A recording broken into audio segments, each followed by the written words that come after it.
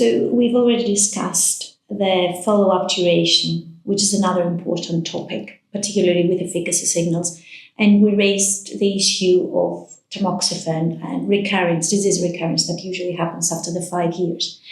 I wonder, could epidemiological data help guide this kind of decisions? So we know, for instance, in breast cancer, that recurrence is beyond 5 years, and this is an epidemiologically derived evidence.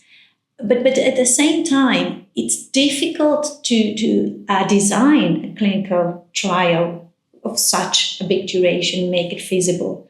So I think researchers have found themselves with a dilemma, and probably, as we previously discussed, they need to go to alternative sources of evidence. Yeah.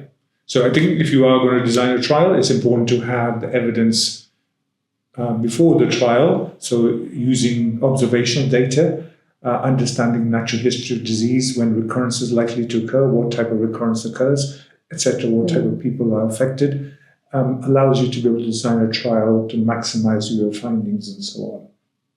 But you also want to make sure your trial is generalizable. If you become too specific, it becomes ungeneralizable, and people are not going to be able to use the findings in order to implement into clinical practice. So there is a balance that needs to be had.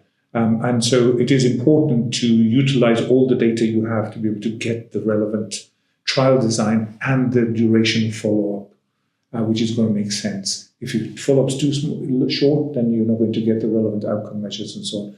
Clearly, for many outcome measures, for example, major adverse cardiovascular events, you may not need to follow up 5 years, maybe shorter follow-up. But for cancer, you often do need to follow up for longer and so on. So again, depends on the disease, depends on the endpoints and so on that you want to be able to use. This brings me to the next question. So the effect of the primary disease.